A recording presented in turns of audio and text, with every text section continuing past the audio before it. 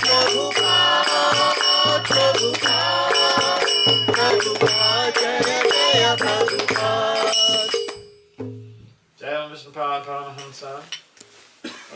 Kacharya.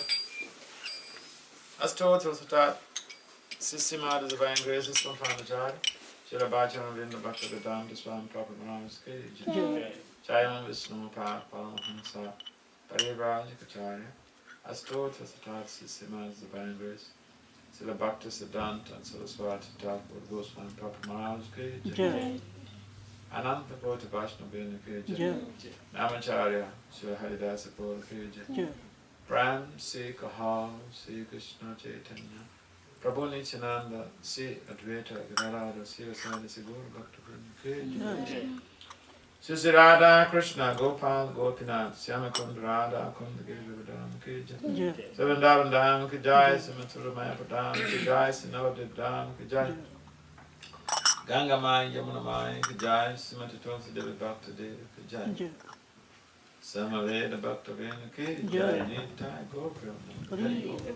All glories to the summer devotees, all glories to the summer devotees, all glories to the summer devotees, all glories to Sisi Gauranga Gauranga.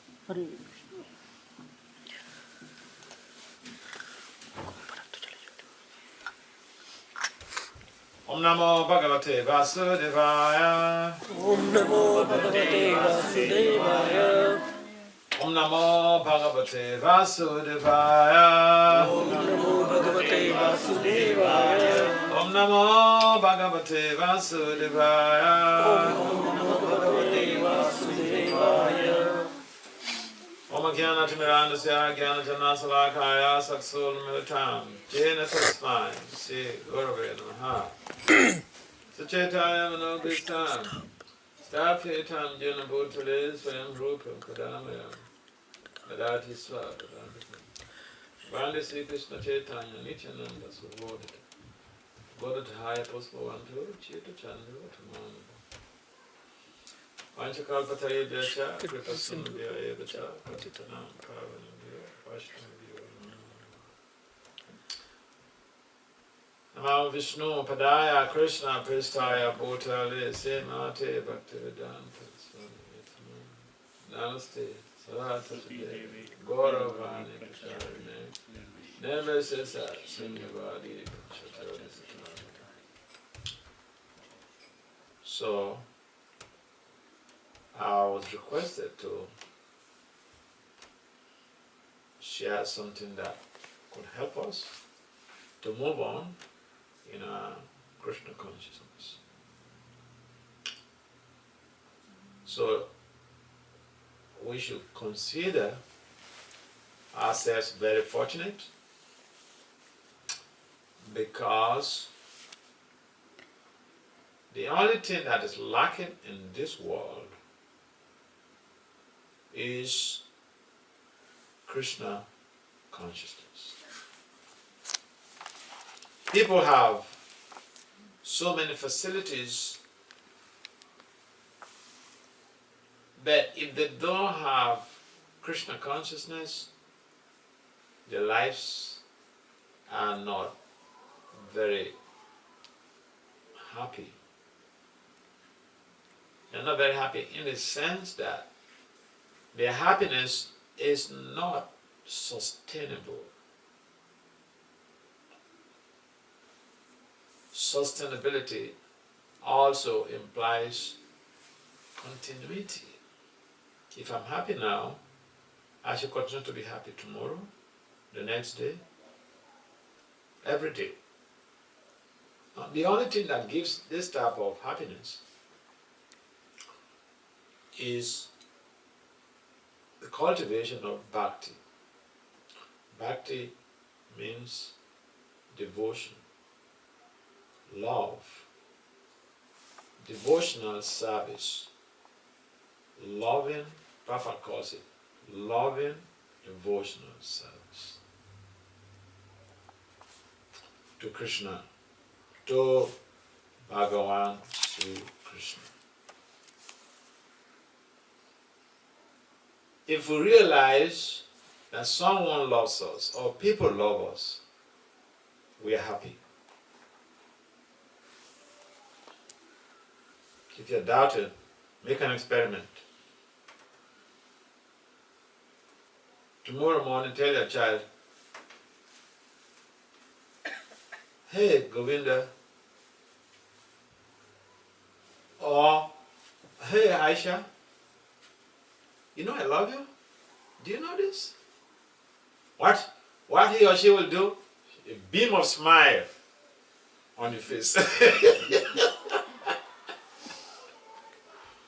Just a word, okay? Or a phrase.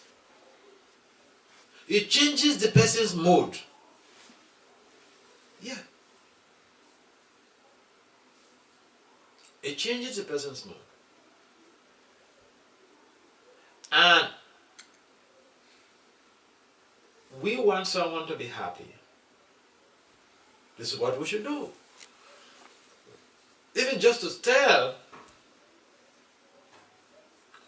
someone you care for that I love you, it changes their mood. So just words change people's mood. If words are able to change our mood, what about actions? Huh? Action. Therefore, you find that in loving devotional service to Krishna, we not only profess to love Krishna, but we are also activating that phrase.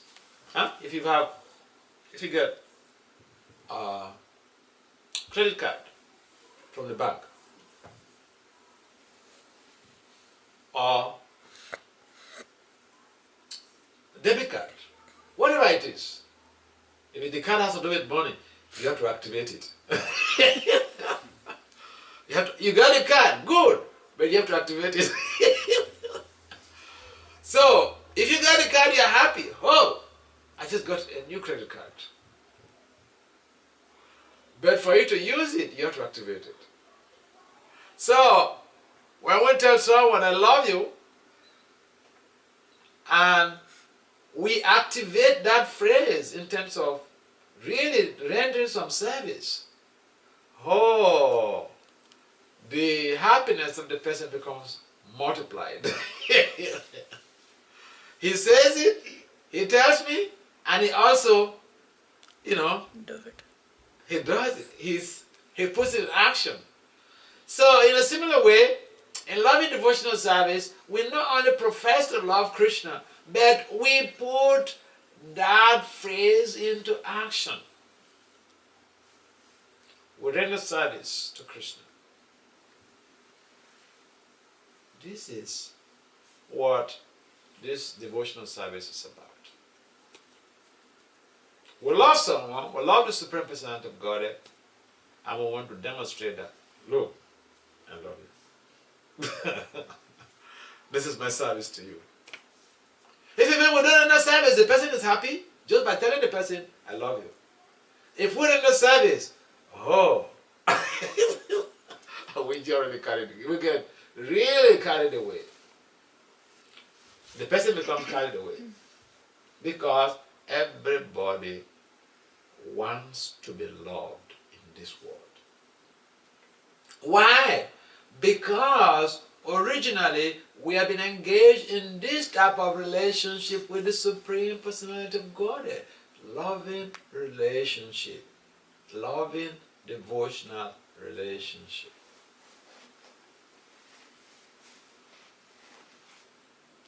Why do you think that people want relationships in this world?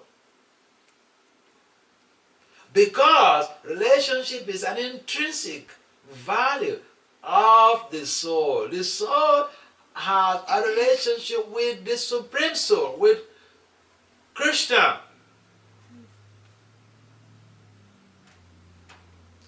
And so the jiva is, in its original form, is either a servant,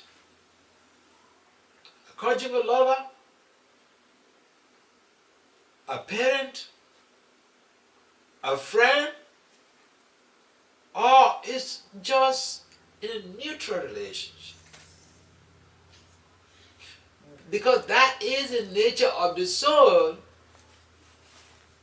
Although the soul has acquired a material body, that intrinsic nature is still there. And if that nature is not being projected, or is not being pursued, or is not being fulfilled, then the person is not happy. And so, because we have different loving relationship with Krishna in our original form, in the spiritual world, so here also in devotional, in loving devotional service to Krishna, we practice how to serve Krishna. Of course, in the beginning, it's purely in the mode of a servant and master. And that is why when we come before the deities, we pay obeisances to them. You don't pay obeisances to your lover. You don't pay obeisances to your spouse. Because that's a different level of relationship. But a master, in awe and reverence, we pay obeisances. Therefore, even in the initial stage, what we are doing is the worship of Lakshmi Narayan. It's a good preparatory stage to move us forward. Because there is no worship of awe and reverence in any of the original relationship between the Jiva and Krishna. It's only in the Vaikuntha, the worship of Narayan or Lakshmi Narayan, that people pay obeisances to the Lord. Krishna has his friends. Sometimes he has to carry his friend on his shoulder. Right?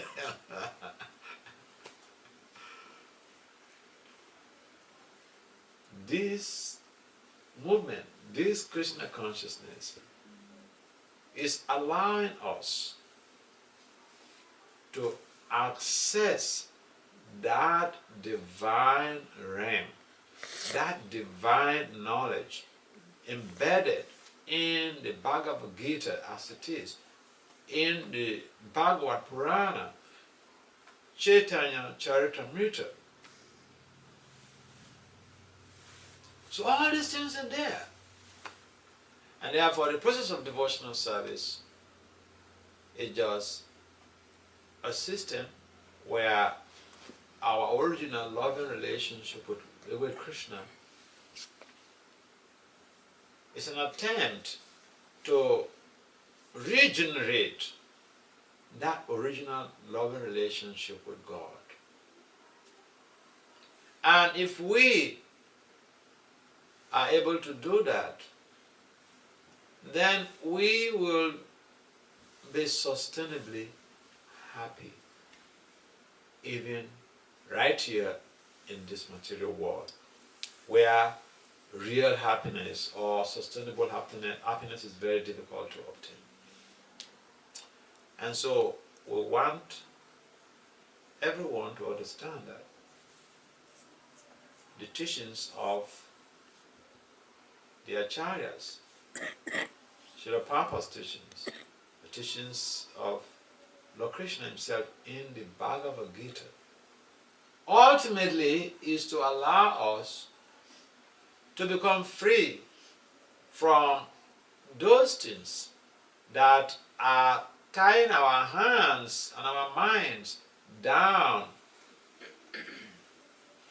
and to be able to connect with Krishna by rendering some service. And this service is not such a difficult thing. The worship of the Supreme Lord in Kali Yuga is very simple. It does not require so much of effort. All that we need is a tongue, mouth. That is the most important resource that we need. And the process of this devotional service begins with hearing and chanting Krishna's names.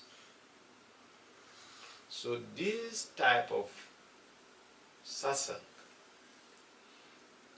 this type of devotional gathering, it gives us the reinforcement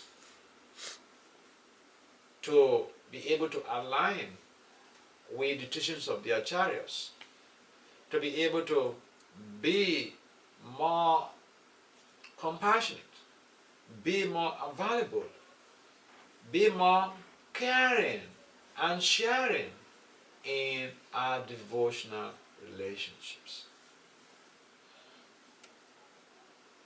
And the devotional relationship begins with the family, because the family is the microcosm of the community. The family is a small community.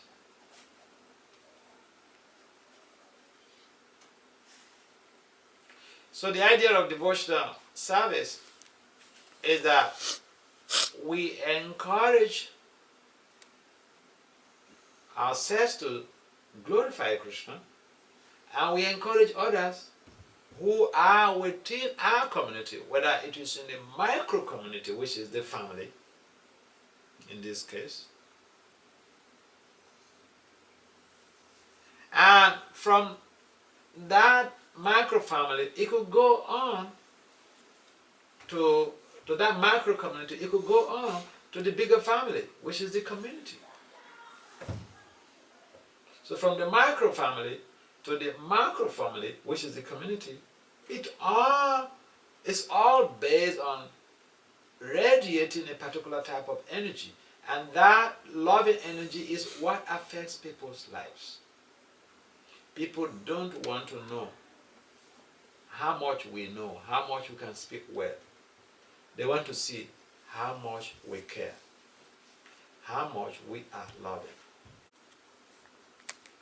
And life could be so sweet when we come to that understanding and we start practicing Krishna consciousness in our own capacity. And it is such a simple process. If we make it simple, you are professionals, you have families, you have your devotional sadhana. So if someone tells you it's very easy, then the person has not started. The person has not started, because even the sadhana alone sometimes it could be difficult. Even your job alone sometimes it could be difficult. Even just to maintain your family could be difficult. I want to talk of these three things. You have your sadhana, your devotional practice, then you have to maintain your family, then you have to maintain your job. So three things, integrating these three things may not be so easy. But it could be very easy if we practice to utilize the 24 hours of the day appropriately.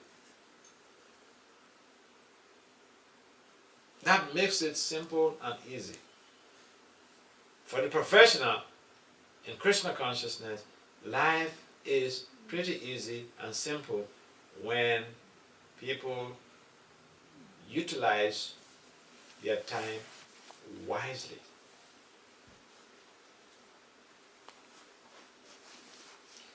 And so, our early morning hours should be used to prepare for the day. How do we prepare for the day? We do our puja, we do our japa, And then we prepare to move out for our jobs. And when we come back from our jobs, we should give some time, some quality time to our family. Because it's the family that helps the individual to become successful. The emotions, the energies in the family is what determines your future. You want to be happy? If you want to be happy, I mean, it's like someone who says, I want to be peaceful. But he or she is violent. Violent in the sense that, if not even directly, indirectly. And sometimes people think that violence means just to human beings. But no. Even the animals. And so one may say, well, I'm not violent to animals. And I'm not violent to human beings. And sometimes people think violence means to hit someone or to spank someone. No. That's not the only conception of violence. When we hurt someone, according to the American Psychological Association, the definition of violence is so concise, but all-embracing. It says, violence means when we hurt a person or a group.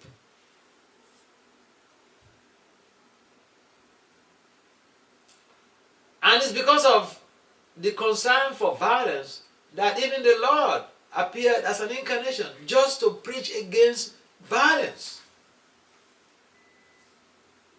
Who is that avatar who came to preach non-violence? Buddha.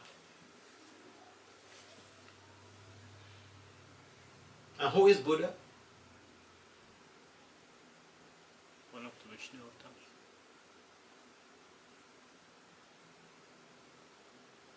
So the Lord appears in different ways, just out of compassion.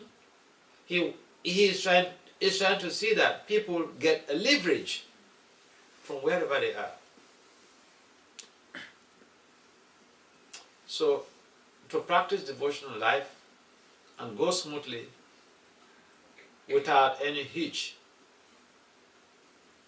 should be our watchword. And how do we do that? We have to be meticulous. We have to be very, very careful in terms of some of these minor details. If we are chanting Hare Krishna, we have to also be careful that we are consciously avoiding violence, avoiding hurting anyone, even our spouse, even our kids. Because, especially the person who is closest to you, if you hurt them, it's like you're biting your own fingers. And that checks your progress in devotion service. It checks your progress. Each time you hurt someone, it checks your progress in devotion service. And I'll tell you a story. Rupa Goswami, a number of you know Rupa Goswami, one of our great acharyas. He was in a meditation and he was having a darshan of Radha and Krishna. And so that lila, it was so stimulating to him that he began to smile. And as he was smiling, a devotee, one lame devotee, came by. And he saw Rupa Goswami smiling. And he just concluded, quick judgment. And he just concluded, oh, Rupa, I thought it's a Paramahamsa. He's laughing at me because I'm lame. And immediately, on the spot, Rupa Goswami's meditation broke. His samadhi broke on the spot. He was not aware that this person had thought that when he was smiling, he was laughing at him, but it wasn't the case. Something you don't know, but he was affected. He was not aware, but he was affected. It affected his devotion. It affected his budget. What about if we consciously hurt someone? It will affect us, affect our budget, or it will not affect. It will affect. Therefore, devotional service, we have to be careful. It is very easy for someone to pick up beads and chant Hare Krishna, Krishna Krishna, Hare Hare, Hare Rama, Rama Rama, Hare Hare, Hare Krishna, and chant even 64 rounds a day. Wake up very early, chant 64 rounds. But at the same time, we have to be careful that we don't hurt anyone. Because this is the result of hurting anyone, that very act could check our devotional progress. So when we come to devotional service, sometimes we get so much of we move into rapid progress in our devotional development. So we should try to see how we are sustaining that rapid pace in which our progress is going, so that we don't get stagnated. And that's why I'm making a reference to this situation of being careful, even with our family. Because we have a tendency to hurt people, especially our family members. We might be very good devotees, we're very good outside, serving this family, serving the Guru, and when we come back home, we hurt everyone in the home.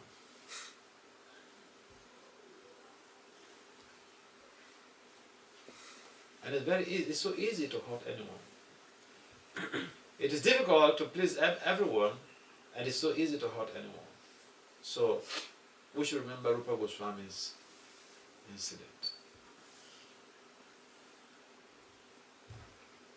And when we are doing our bhajans, we should be prayerful. When we are doing the japa, a time should be set aside for the japa. The japa is like we have the person we love most in our heart. When people just newly wed, a couple got newly wedded, they go for honeymoon. A honeymoon is meant for myself and you only. No external telephone calls coming in, no external calls going out.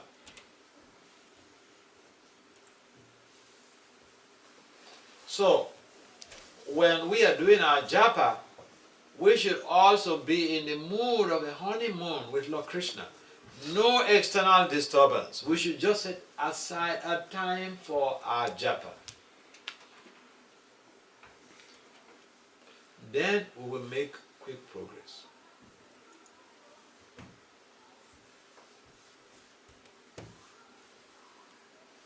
Don't be the one who is doing japa and at the same time watching television. Don't be the one who is doing japa and at the same time listening to the news. Don't be the one who is chatting japa and at the same time one hand is on the pot. Don't be the one who is chatting japa at the same time one hand is on the plate. People do this. was telling the story. I was letting an incident on one of my Facebook status one time about, I was in New York, I think last year, for Ratha Yatra. And so there was this young boy who came to me, 12 years old. No, 11 years old. Now he's 12. So he came to me and we were discussing. And then he asked me, Maharaj, can I ask you a question? I said, come on, you're my friend, ask me. Whatever you want to ask me. And you listen to this so that you are careful at all. So he asked me, Maharaj, can someone is chanting japa, can he also watch TV? I said, that is offensive chanting, because you're not going to be attentive to the japa. And you are calling Krishna engagement in your service. And Krishna comes and you turn your face away from Krishna. So I said it's not proper to do japa and at the same time be watching the television. You know what he told me? Guess what he told me? I permit you guess. Guess first. Yes? Managers, can you guess? Yeah, you groom children, so you should know what. Guess what the boy said. 11 years old boy. Guess what he said.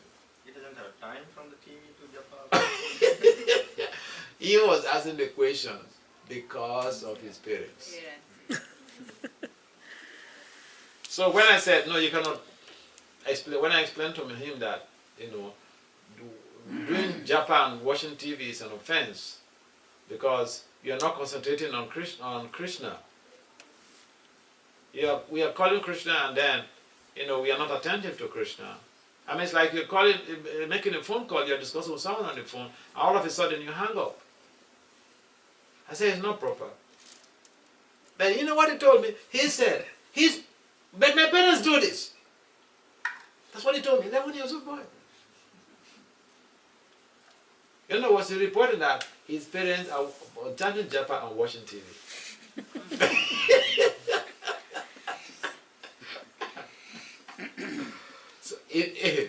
So I said, but then when you see them do this, what did you do? He said he told them that this is not proper. But then they will just, brush him aside. They will say that you are not chanting. I said, all right. So you chant also, so that when you tell them something, they will be serious. I said, because you are not chanting, you are claiming that because of your school you don't have time, but you have time to go and play games, video games and all those things. So I said, you chant, okay? You chant every day. And when the parents see that you are also doing japa, when you tell them something, they will take it seriously. Otherwise, they will look at you as someone, because you are not doing it, you are just finding time to find fault with whatever you are doing. Yeah, so the point is, we have to do our bhajan or our devotional service in a way that our children should not take undue advantage to become discouraged because we are not being attentive. Children are a wonderful set of breeds. They may respect the parents, they may not say anything, but they're watching.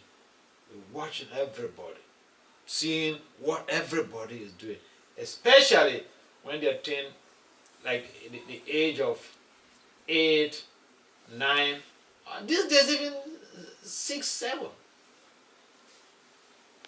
They're very watchful. You may think that, they're little kids, they don't know anything. Who told you? They know everything.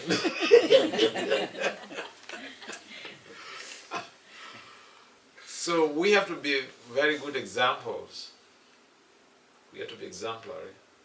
So our devotional service begins with chanting or hearing Krishna's pastimes, hearing, chanting Krishna's glories, rendering some tangible service. So when we're doing this, we ought to understand that it is going to impact on the environment. It's going to impact on our family. And the whole culture is such that we become stronger in our devotion when we are coming to this type of gatherings.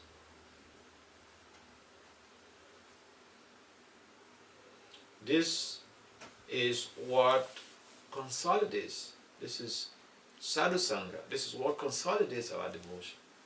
If even we are chanting, we are doing wonderful service and then we become isolated, we don't get to meet with other devotees to be able to associate, share this knowledge, hear from the scriptures, hear from others, speak ourselves. This type of sadhu sangha is very, very important because it builds a strong reinforcement. And so, we don't have excuses. And one of the beauty of America is that, people travel for a long distance just to go for sadhu sangha. And then when they finish, they enter their cars and they zoom in back. Like on Sunday, I remember some time ago in New Vrindavan and even in Gittadangri, people come in thousands. And just after the program, you see almost everybody get into their cars and they are zooming back, because they have to go to work the next day. So, this is not something this is not something material. It is very, very highly potent, and this is what is required in our lives. If people can travel, can take airplane just to go from London to Africa for a party. I had a friend in Nigeria, Indian gentleman. He has several companies. But when he throws a party, his friends will fly in from London. And then they come for the party. After the party, at about 3 o'clock or 4 o'clock or so, then they're going to the airport. They're leaving. They're going back to London. Yeah, I've seen it.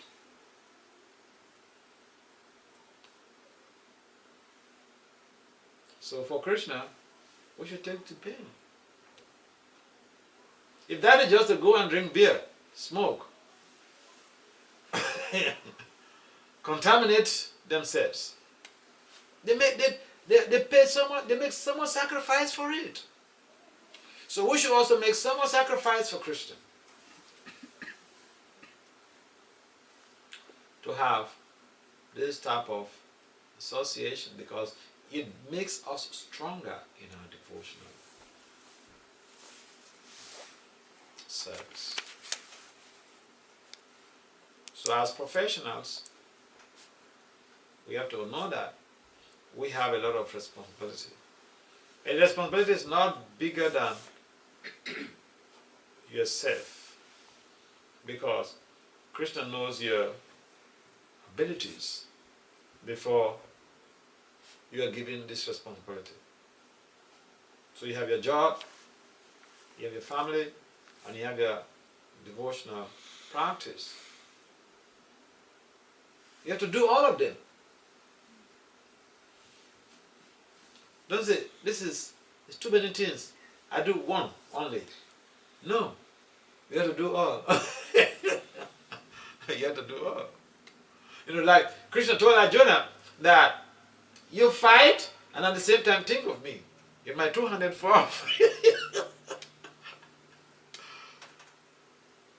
So that looks like it's very impractical. But, that's what a number of you are already doing, and we should appreciate when people are doing this. When people have families, and they are going on with their devotional life, they have their jobs, and then they're giving quality time to their family also.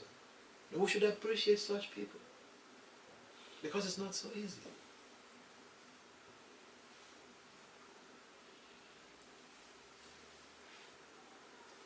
So we encourage you, if you come to this type of gathering, try to see how you are aligning yourself with what is being taught, what you're hearing, and then you try to practice also. And the practice of Krishna consciousness is not something that is difficult. You simply have to try to get beads, and that's the beginning of your personal relationship with Krishna, to chant Krishna's names. And if even you start with one round, just make sure that you're stabilized, you're grounded on that, and then gradually you should be moving up.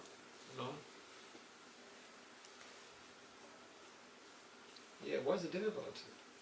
But don't stay, on one point for too long, because you'll be a devotee anyway. So why waste so much time? Why waste so much time?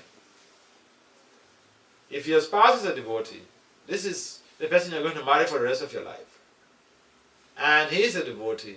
He's chanting every day. Or she is a devotee. She is chanting every day. And this is the person you're going to marry for the rest of your life. Why don't you adjust yourself and just try to do the needful? And the whole family will stand to gain. Yeah. Of course, sometimes the mind makes us to be a little bit uncomfortable with everything that is good for us to do. And we should understand that this is simply the influence of the mind. And we should take up. We should make a decision to move forward and become involved in this Krishna consciousness. And then make friends with other devotees.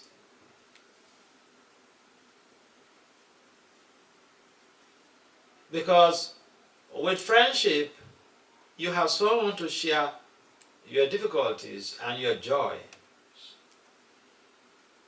We all need people that we will have to share our inner heart with. I have. You have.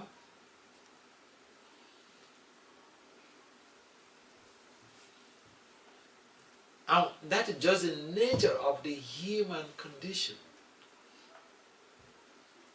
No person is an island. That's why majority of people, they get married. Because they want intimacy. So intimacy should not really mean just physical intimacy only, but it should be that sharing and caring in Krishna consciousness. And one of the things that we could really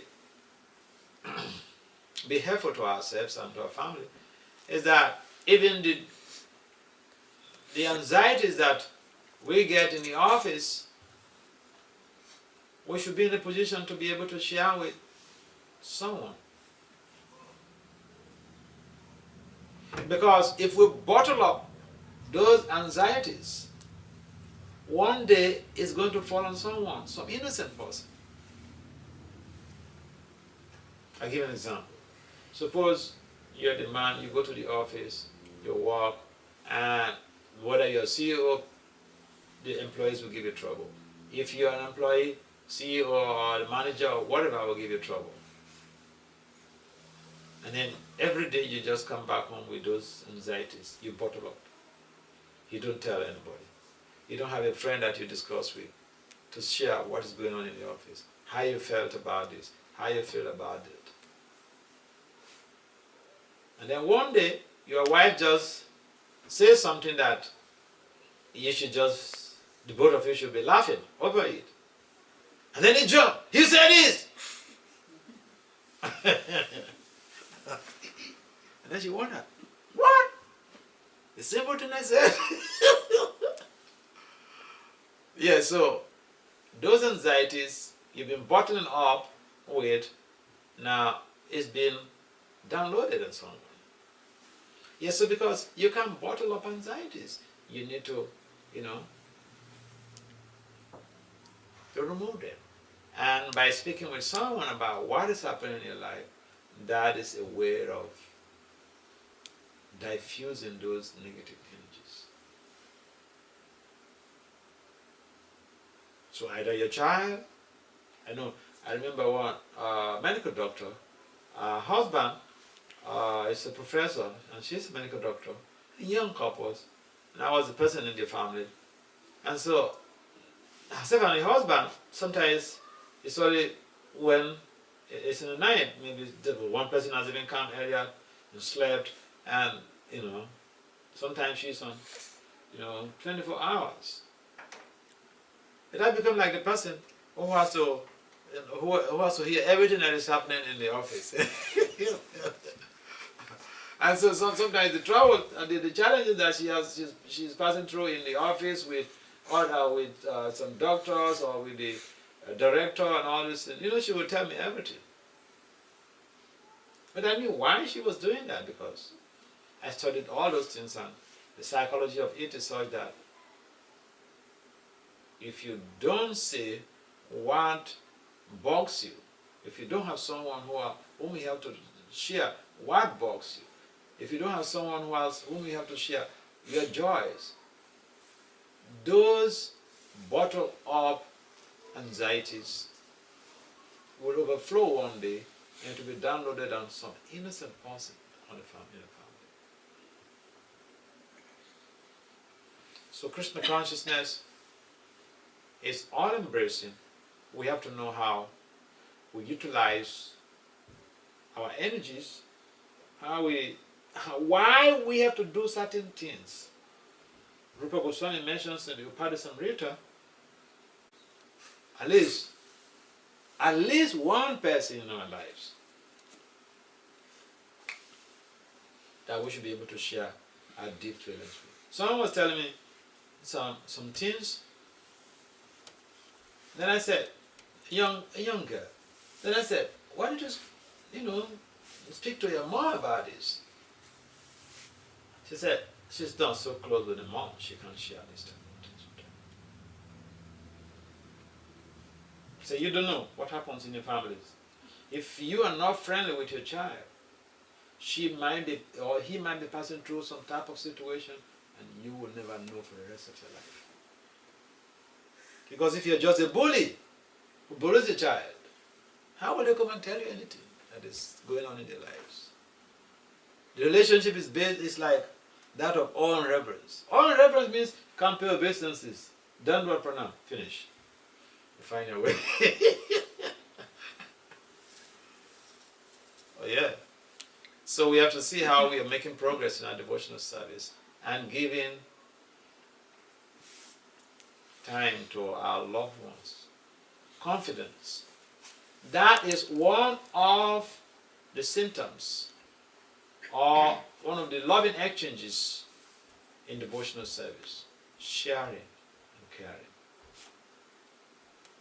I know one of these professors at Harvard, he wrote a book not long ago about North something. But the whole issue there is based on this principle, on this Rupa Goswami's principle. Yeah. So sometimes people think that, okay, I'm very brainy, but there's nothing really new, They just, tap into old resource and then they embellish it to make it as if it is their own concept or is their own construct, their own idea. But this is what Rupa Goswami has written down, over 500 years ago in the Upadesamrita. So all of these resources are there. Can I get some water? All of the resources are there in our devotional culture. So we should take advantage. Devotional service begins with ourselves, and then it extends to the family.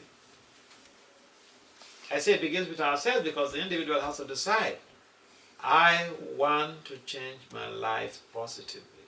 And devotional service is a behavior modification process. If we become involved in devotional service and our behavior is not modified positively, then there is something wrong.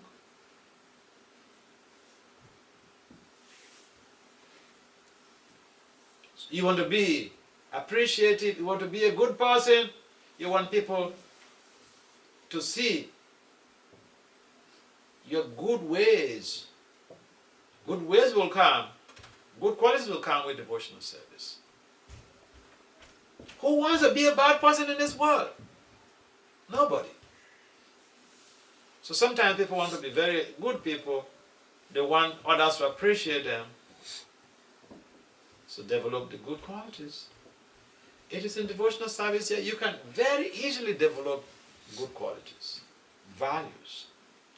Most cherished values in human society, you can develop them in devotional service. They are concomitant factors to loving service to Krishna. Can you imagine? All these are the side effects of just trying to render service to Krishna. Thank you. And therefore, we cannot minimize this devotional culture because it's all embracing, it's all fulfilling. It gives us our inner satisfaction, and at the same time, it is able to create a conducive atmosphere for sustainable happiness. Some people, they have so many habits they want to give up, and they are not able to give up.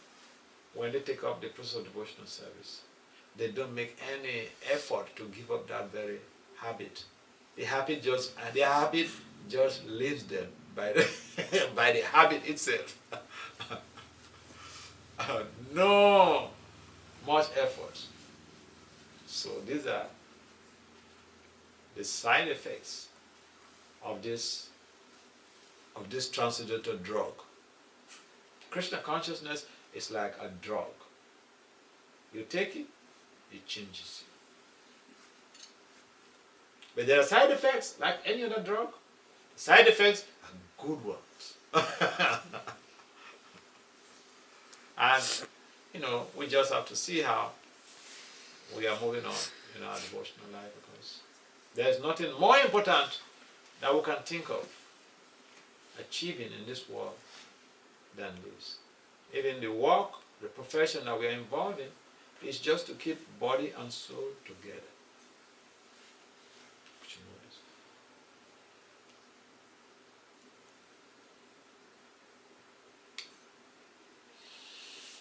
I think we'll stop there. Maybe there's some comments or some questions. Any comments or questions? You've been coming to the devotional Sangha for some time.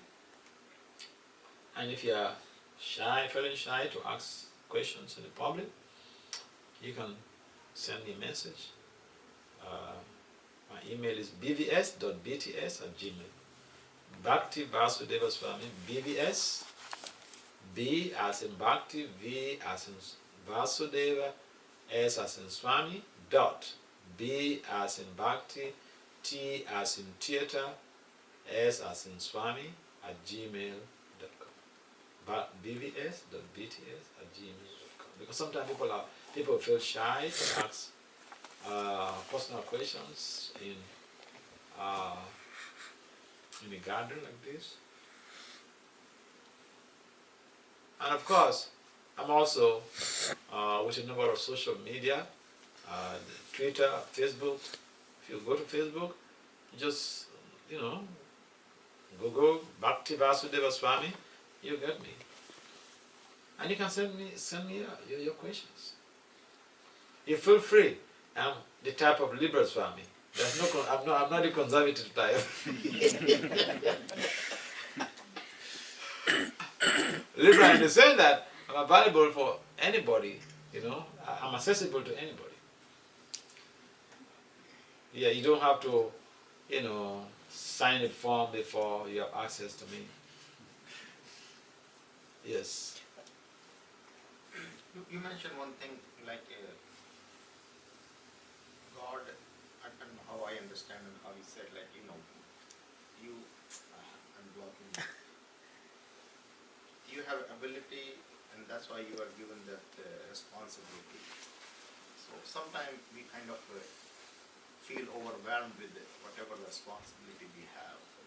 So how to, come over that? I think that's kind of universal truth that you're given responsibility because you have ability. So, when you come personally in your life that, you feel that you're given more responsibility than what you have ability. So how to come over that at that point? Yeah, it's a type of conditioning, but if we understand in the study in psychology, we are meant to understand that we are just using a minor aspect of our brain faculties. Look at the airplane that man has discovered, man has invented. Airplane, submarines,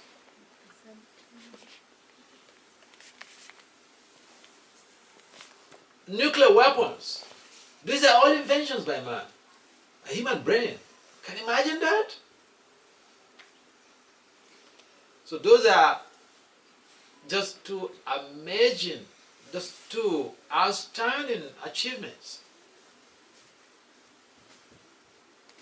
So the brain that is used to develop those type of high technologies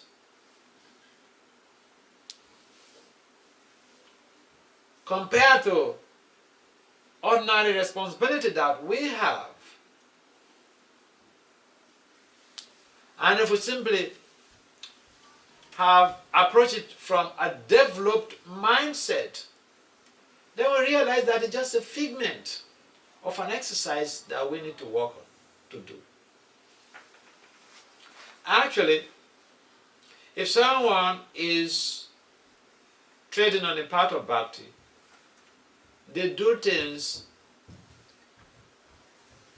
completely beyond, even they attain accomplishments completely beyond their imagination even. Look at the case of Prabhupada. He came to America with how many cities? How much Prabhupada came to America with? $8. But he came to establish an international movement. Even when you come with someone lives in India to come to America to establish a company, even when you have, thousands of dollars, how are you going to start an international company? You have to buy land, establish, build, employ workers. But Prabhupada came with some few CDs. And he established International Society for Krishna Consciousness, which has spread all over the world. So, the responsibility was given to him by his spiritual master, Bhakti Siddhanta. He told him, if you ever have money, print books in English and go to the West and preach. So Krishna is also telling us, look, I've given you this, I've given you family, I've given you a job. You have a big brain. Just manage your time effectively. And all of these things, you'll be able to integrate all of them and work out perfectly well. And you will even have so much of time, extra time for yourself. Even just by, one of the major problems that the human condition has is that we tend to suffer from analysis paralysis.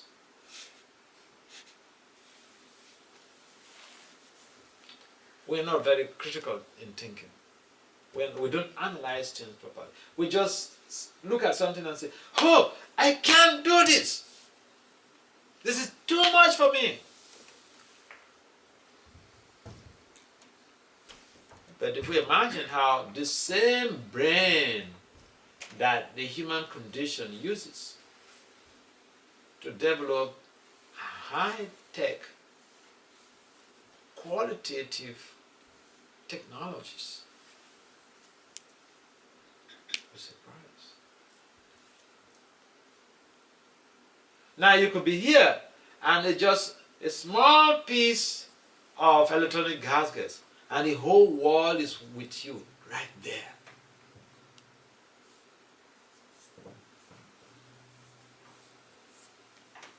So we have to think in a very broad way that what I have to deal with is just a way to stimulate my hidden capacities, my covert abilities. It's a way to stimulate those inner potentials in me and bring it out and deal with it. I mean, it's like a child is given a mathematical problem. He thinks about it. He thinks how to solve it. Sometimes it's so difficult, and all of a sudden he gets, boom, inspiration. He got some inspiration and the answer comes.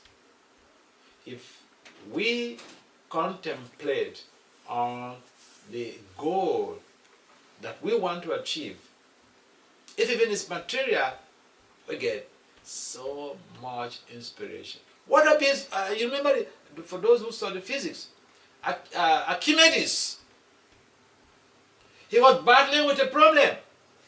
It was when he was in the bathroom that he got inspiration, the answer came. And he ran, you know, to go get it jotted down. So any task before us is a way to stimulate our inner potentials. And the more we are able to do that, then we realize that, shit, man, this is a small problem. The things we don't achieve, we have not achieved, we think that they are so difficult. I mean, it's like you wanted to get a limousine, and you get a limousine, it's nothing. But before, you're thinking, I can never get it. So, the responsibilities that Krishna places before us, Krishna knows that we have ability to deal with that. We deal with them. And he wants us to stimulate our inner bearing, generate the ideas to be able to address it. I mean, it's like Arjuna was very much intimidated by the battlefield, seeing all of these armies and considering his ethical position. So he was very much, perplexed. He was overwhelmed with anxiety. But what did Krishna tell him? Look, just be an instrument.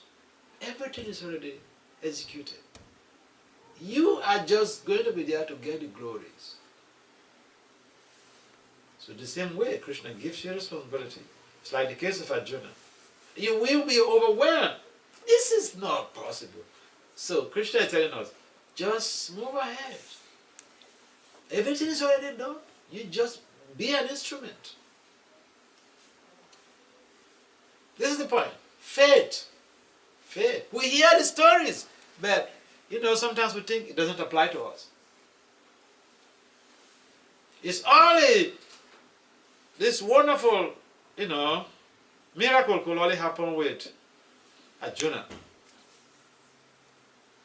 We trying to be devotees, we should know that Krishna is walking through us. Ye yatamam papadante tams tataiva bhajami.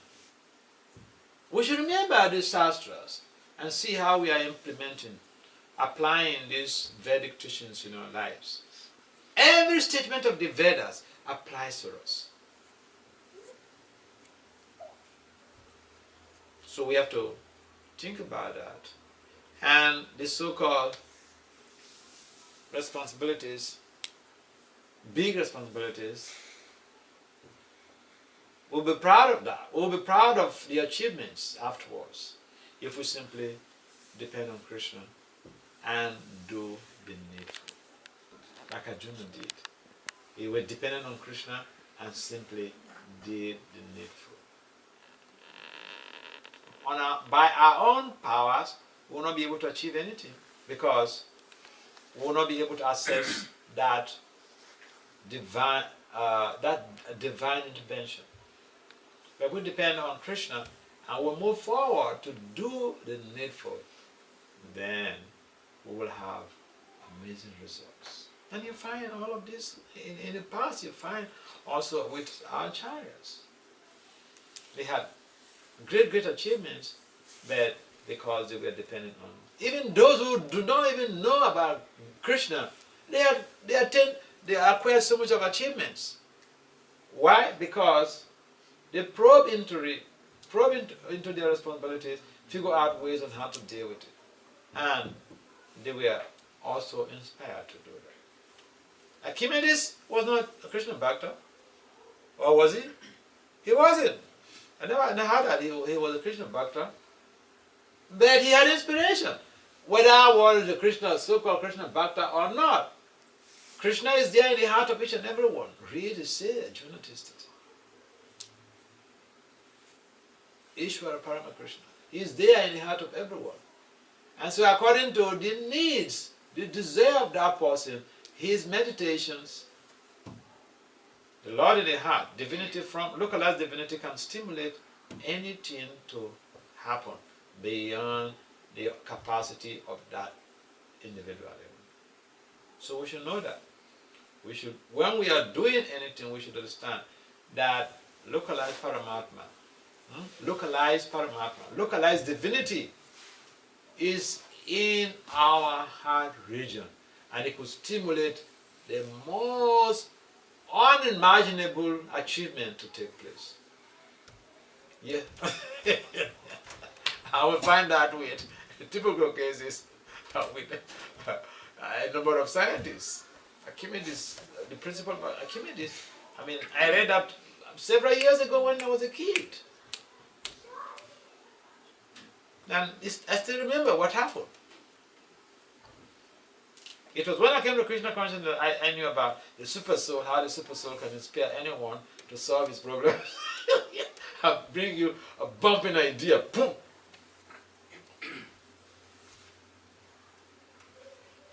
So thank you for your question. Yes. We're talking about not indulging in violence. You don't know how you would affect the innocent person.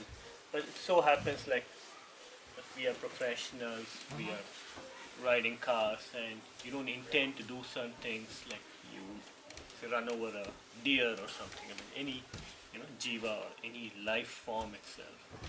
You just kill it. Now you didn't intend to do it, but let's say it happened. You're full of guilt. Is that guilt necessary, or is it something that was supposed to happen that happened and it just happened for you because now you are stuck between these two. You're not supposed to do it, but you did it. Not that you intended to do it. That's a nice question. And it happens, okay? We're talking about deer. Right. Deer even caused one devotee. I remember several years ago when I was in Brahmachari in New Jersey, one of our devotees, he was going to work. A wedding was coming from work. And early in the morning, a deer ran into him. He had an accident. Bumped his car. He didn't sustain any injury, but the front of his car was damaged.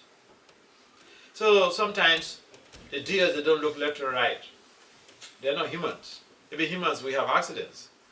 So when those type of incidents transpire, we should be concerned about our safety. Yes, there's nothing wrong in being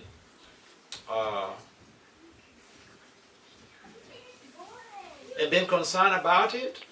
But these are scenarios that, in most cases, they are unavoidable.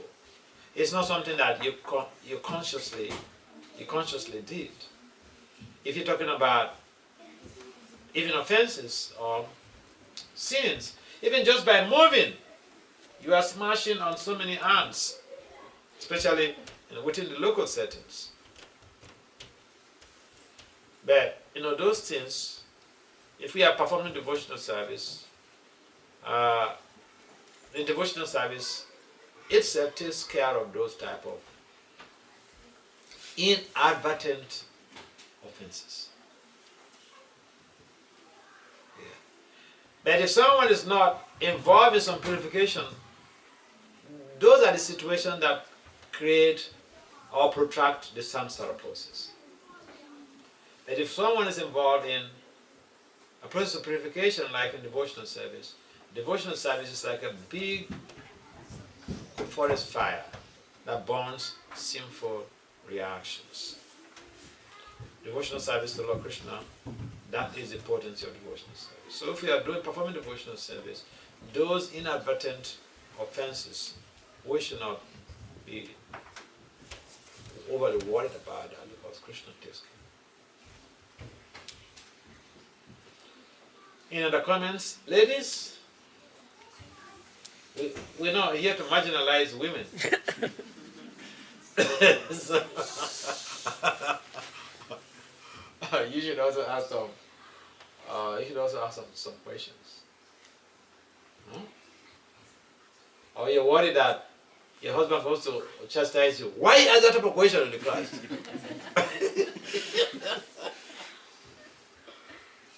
No, they're not going to do that. Huh? So you feel free to ask questions, right? All right. In the absence of any other questions, we'll have to end this talk now.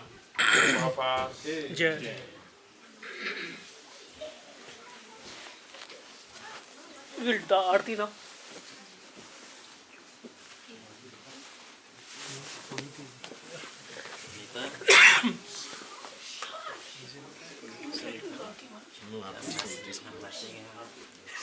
I follow rigidly the system of cleanliness in dealing with deities. Someone else can do it.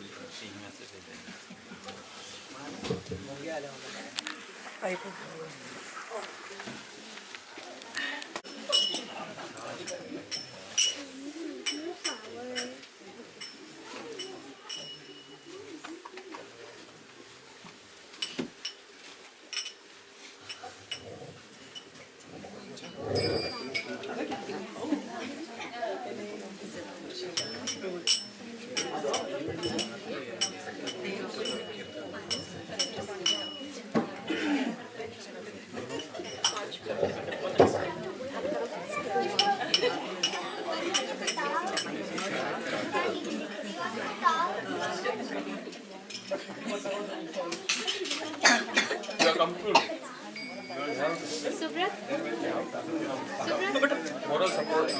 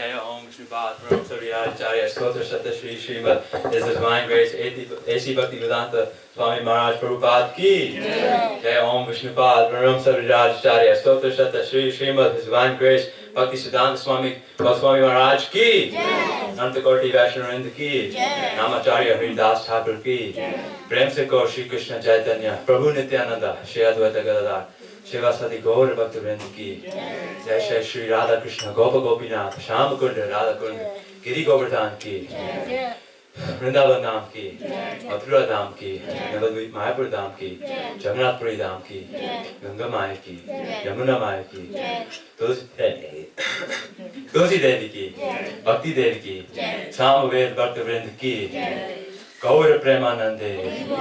All glories to the assembled devotees. All glories to the assembled devotees. All glories to Sri Guru and Gauranga.